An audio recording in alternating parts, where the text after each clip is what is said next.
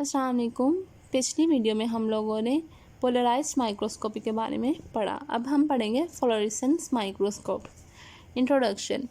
It uses fluorescence to produce a highly detail image of this specimen. इसमें क्या होता है, हमारे पास हम फ्लोरेसेंस को यूज़ करते हैं इमेज को प्रोड्यूस करने के लिए। ठीक है, तो अब हम इसका प्रिंसिपल देखते हैं। In fluorescence microscope, a beam of light is directed at the specimen. Fluorescence microscope में क्या होता है, हम बीम ऑफ लाइट को स्पेसिमेन के ऊपर डायरेक्ट करते हैं, causing molecule with this specimen to absorb light energy and become excited.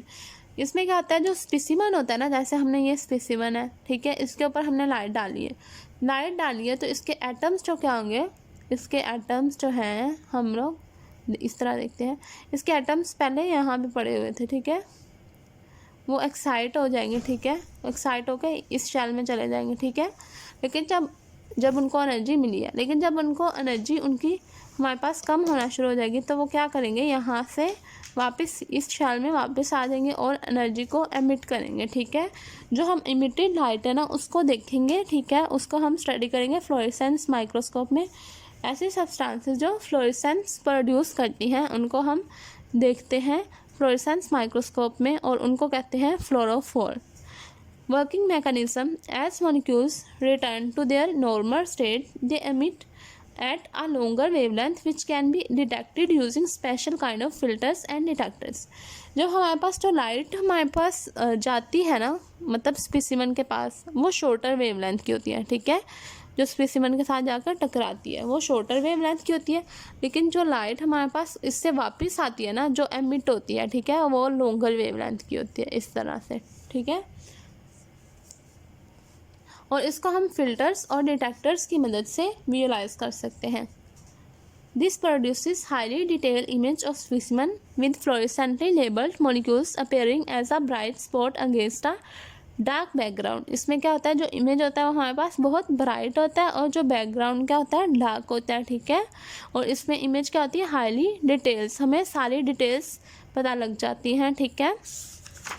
अब हम इसकी इमेज देख लेते हैं एक दफ़ा से। जैसे कि ये हमारे पास लाइट सोर्स है, ठीक है। लाइट सोर्स क्या करता है, सारे कलर्स की लाइट प्रोड्यूस करता है, ठीक है।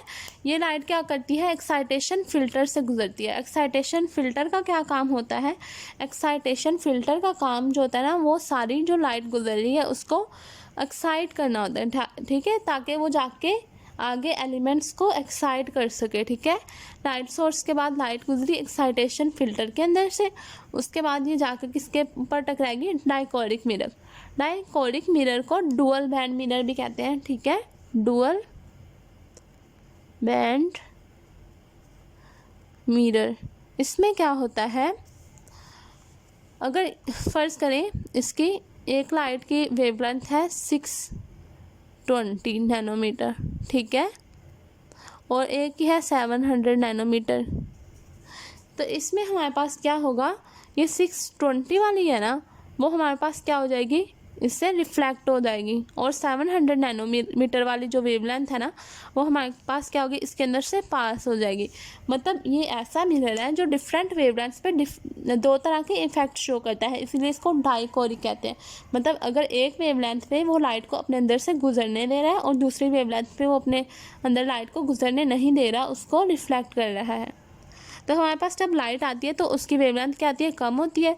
वेवलेंथ आकर डाइकोरिक मिरर के साथ टकराती है, ठीक है, और ऑब्जेक्टिव में से गुजर के हमने यहाँ पे एक लेंस रखा होता है विजुअलाइज करने के लिए, उसके बाद ये स्पेसिमेन के ऊपर जाके टकराती है, ठीक है। जब स्पेसिमेन जब रिलीज़ करता है लाइट को दोबारा, ये जब लाइट आकर टकराई, इसके एटम्स एक्साइट किए, जब एटम्स डी एक्साइट करेंगे, ठीक है, तो क्या होगा हमारे पास, जैसे कि ये एटम पहले यहाँ पे पड़ा हुआ था, उसके आके एक वेव शॉर्टर वेवलेंथ की जिसकी एनर्जी बहुत ज़्यादा थी, वो इस एटम पे आकर टकराई है, ठीक है।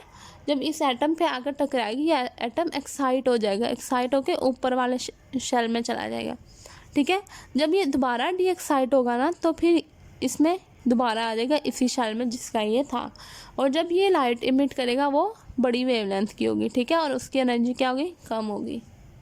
तो उसके बाद स्पेसिमन लाइट को एमिट करता है। एमिट करने के बाद लाइट डायकोरिक मिरर में से पास करती है, ठीक है। और इसके बाद एमिशन फिल्टर जो लाइट को गुजरने देता है उसके अंदर से गुजरते हुए डिटेक्टर के पास जाती है और हमारे पास क्या आती है, इमेज बनाती है, ठीक है। इमेज हमें कैसा शो हो रहा है, इमेज हमें ब्राइट शो हो रहा है और इसका जो बैकग्राउंड है वो डार्क है। हम देखते हैं बुक से एक दफ़ा इसको रीड आउट करते हैं। Fluorescence is property of certain substance which when illuminated by light of specific wavelength will re-emit this light at a longer wavelength, ठीक है, ये हम लोगों ने पढ़ लिया है। In fluorescence microscopy the exciting radiation is usually ultraviolet, जिसकी वेवलेंथ क्या होती है, बहुत कम होती है, और ब्लू रीजन, ठीक है, approximately 400 nanometer, although longer wavelengths can be used with some modern dyes, ठीक है। हम प्रेफर किसको करते हैं, शॉर्टर वेवलेंथ को, लेकिन हमने अगर लॉन्गर वेवलेंथ यूज़ करनी है तो हम लोग क्या करेंगे, डाइज को यूज़ करेंगे। ऐसी सब्सटेंस जिसके पास प्रॉपर्टी होती है विच पोजेसेस अ फ्लोरोफोर का क्या मतलब होता है, विल फ्लोरिसिस नेचुरली, मतलब उसके ऊपर जब लाइट पड़ेगी तो वो नेचुरली क्या होगी, शाइन करना शुरू कर जाएगी, ठीक है, उस लाइट को री एमिट करेगी, ठीक है। This is known as primary fluorescence और ऑटो फ्लोरेसेंस, ठीक है। Ultraviolet excitation is required for optimum results with substances such as vitamin A, porphyrins and chlorophyll. इन सब सब्सटेंसेस के लिए हमें अल्ट्रावायलेट एक्साइटेशन चाहिए होती है, अल्ट्रावायलेट रेडिएशन चाहिए होती है, ठीक है। Dyes, chemicals and certain antibiotics added to tissues produce secondary fluorescence of structures and are called fluorochromes. मतलब हम क्या कहते हैं, अगर एक सब्सटेंस के अंदर फ्लोरेसेंस नहीं प्रोड्यूस हो रही तो हम उसके साथ क्या करते हैं, केमिकल्स को यूज़ कर सकते हैं, एंटीबायोटिक्स को, या ठीक है, इस तरह की चीज़ों को यूज़ करते हैं और हम उसमें फ्लोरेसेंस को देख सकते हैं, मतलब वो फ्लोरेसेंस को प्रोड्यूस करते हैं और उसके कहते हैं फ्लोरोक्रोम्स। जो मेजॉरिटी ऑफ फ्लोरोक्रोम्स होते हैं ना, उन्हें ब्लू लाइट एक्साइटेशन चाहिए होती है, ठीक है, और ये मोस्ट कॉमनली लाइट माइक्रोस्कोपी में यूज़ होती है, फ्लोरेसेंस वाली में। इंड्यूस्ड फ्लोरेसेंस इस term apply to substance such as catecholamines which after treatment with formaldehyde vapour are converted into fluorescence quinoline compounds. इसमें क्या आता है, हमारे पास एक प्रॉपर्टी होती है इंड्यूस्ड फ्लोरेसेंस की, इसमें क्या आता है, कैटेकोल अमाइंस होते हैं ना, वो क्या करते हैं, हमारे पास फॉर्मेल्डिहाइड के वेपर्स जब उनके ऊपर डालते हैं तो हमारे पास फ्लोरेसेंट क्विनोलिन कंपाउंड में कन्वर्ट हो जाते हैं। जैसे कि हमने ये हमारे पास कैटेकोल अमाइन है, ठीक है, इसके ऊपर हमने क्या डाला, इसके ऊपर हमने फॉर्मेल्डिहाइड के वेपर्स डाल दिए, फॉर्मेल्डिहाइड के वेपर डाल दिए, तो ये क्या होगा, ये एक फ्लोरेसेंस कंपाउंड में कन्वर्ट हो जाएगी जिसे कहते हैं क्विनोलोन, ठीक है। और इसको हम कहेंगे इंड्यूस्ड फ्लोरेसेंस, मतलब हमने खुद फ्लोरेसेंस इंड्यूस कराई है with the help of formaldehyde vapours.